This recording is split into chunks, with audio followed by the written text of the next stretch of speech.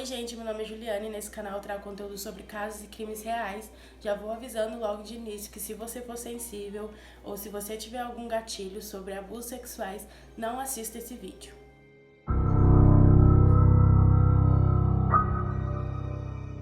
Junko Furuta nasceu no dia 18 de janeiro de 1971 na cidade de Misato, situada no Japão. Ela era a irmã do meio, ela tinha um irmão mais velho e um irmão mais novo. A Junko estava no último ano do ensino médio e ela também trabalhava meio período como garçonete. Na escola era conhecida como muito bonita, ela era muito inteligente, ela era tímida também. E ela não era de frequentar festas que os colegas davam, então por isso ela não era tão popular na escola.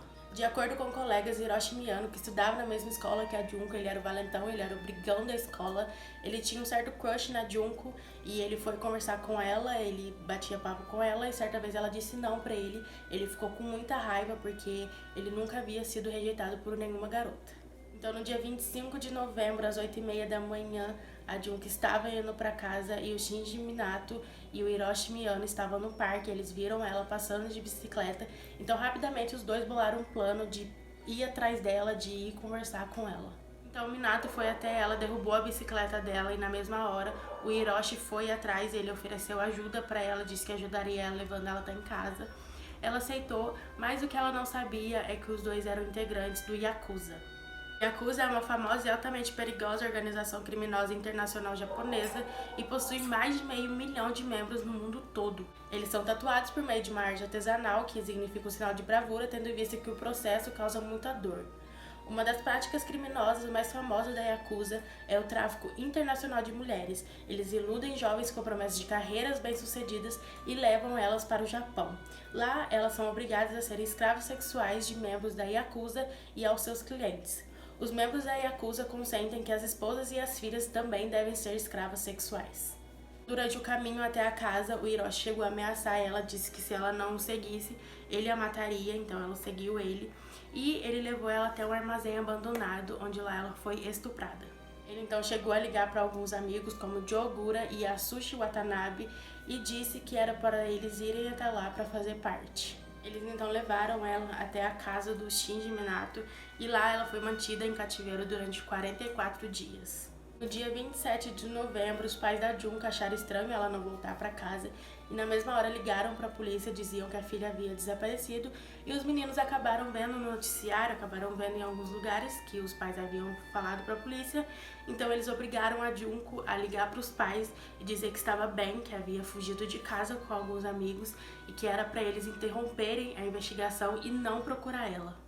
No quarto onde ela ficou, onde ela foi mantida em cativeiro, ela foi estuprada várias vezes, ela foi estuprada até que sangrasse e além disso ela também foi pendurada nua no teto pelos buzos e era agredida por eles com taco de beisebol, metais e muitos outros objetos. Também chegaram a queimar ela com velas, com cigarros, introduziram lâmpadas ligadas, eles chegaram também a introduzir fogos de artifício nela, na vagina e no ânus e causou graves queimaduras e rompimentos internos dos órgãos. Junko ficava vários dias sem comer e quando comia eles obrigavam ela a comer barata e beber a própria urina e eles também no inverno deixaram ela nua, amarraram ela e colocaram ela na varanda. Os pais de Minato sabiam de tudo o que estava acontecendo. No primeiro momento, eles falaram que ela era namorada do Minato e depois eles ouviram gritos, pedidos de socorro da menina e aí eles se deram conta do que estava acontecendo, mas em nenhum momento eles ligaram para a polícia, não avisaram ninguém, porque eles tinham medo do filho, já que o filho, como eu expliquei para vocês,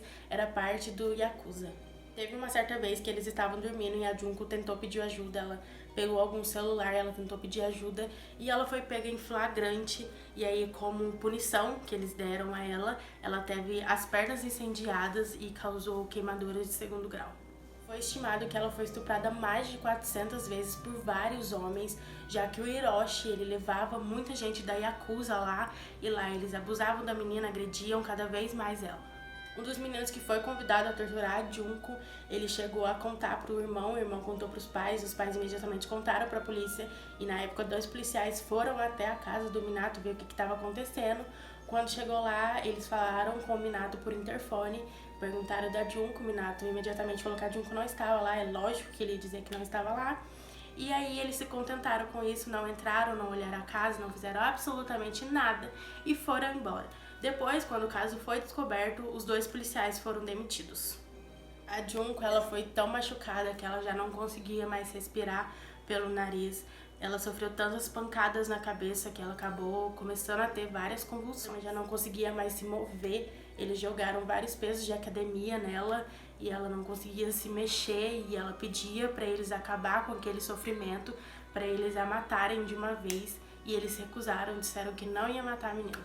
Até que certo dia, para eles, a Junko já não tinha serventia mais, ela já era uma pessoa inútil, ela já não era mais nada, e nisso eles acabaram dando várias porradas nela, como eles sempre faziam. A Junko já estava irreconhecível, o rosto dela estava todo inchado, o corpo dela já estava todo inchado, todo machucado, não era mais a mesma pessoa, por isso eles achavam ela inútil, por isso que para eles ela já não tinha serventia mais. E aí no dia 4 de janeiro de 1989, ela e o Hiroshi estavam jogando um jogo no qual ela venceu, e eles chegaram a ficar com tanta raiva dela ter vencido que eles incendiaram ela viva. Além disso, amarraram ela com um saco plástico e começaram a socar ela várias e várias vezes, e ela não resistiu e morreu. Um dia depois que eles se deram conta de que a Junko havia morrido, então eles colocaram o corpo dela numa mala de viagem e levaram ela até um lote abandonado. E lá eles colocaram ela dentro de um tambor de 55 galões, que era cerca de 208 litros, e lá eles abandonaram ela na parte da manhã. Algumas semanas depois, o Joe Ogura e o Hiroshi foram presos por estupro de uma outra menina. Então, durante a conversa ali dos policiais com o Hiroshi sobre o estupro da outra garota, eles começaram a falar sobre um assassinato que havia acontecido um pouco antes, de uma mulher e uma criança, e ele rapidamente achou que o Joe Ogura havia falado sobre a Junko, e aí ele acabou se entregando. Ele disse tudo o que aconteceu e ele disse também onde o corpo estava. Então no dia seguinte eles foram até lá, acharam o corpo dela, e o corpo dela só foi reconhecido por impressões digitais. No dia 31 de julho de 1989 aconteceu o primeiro julgamento, e os culpados eram nomeados como A, B, C e D sob a lei juvenil do Japão, que era para preservar o nome e o rosto deles. Porém, o nome da Junko não foi preservado em nenhum momento, muito pelo contrário, o nome, as fotos dela estavam em todos os lugares. Uma revista da época ficou com raiva e decidiu falar o nome de todos os culpados, porque eles estavam preservando só eles e não estavam preservando a vítima. Então, só no dia 20 de julho de 1990 que a sentença foi dada. O Hiroshi foi condenado a 17 anos de prisão.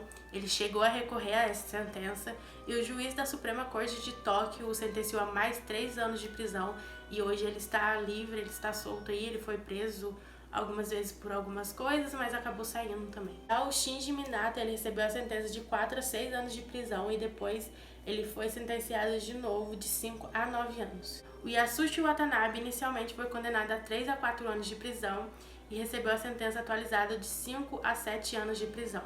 Já o Joe Ogura, ele cumpriu apenas 8 anos de prisão. Isso causou muita revolta na época pelas pessoas que estavam acompanhando o julgamento, pelas mídias, por várias pessoas, por causa da pequena pena que eles receberam devido ao tamanho do crime que eles cometeram.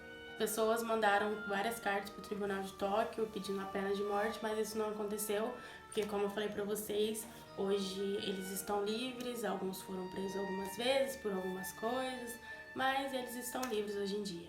O impacto do caso foi grande e demandou mudanças no sistema penal do Japão, principalmente no quesito de jovens serem julgados como adultos. O caso de Junko aconteceu no dia 2 de abril de 1989 e no caixão sua amiga fez questão de falar: "Ouvi dizer que o diretor lhe entregou um certificado de graduação, então nós nos formamos juntas. Eu nunca vou te esquecer. Não há mais dor, não há mais sofrimento. Por favor, vá e descanse em paz." Foi o vídeo de hoje, espero muito que vocês tenham gostado. Se vocês gostaram, deixa o like e se inscreva no canal.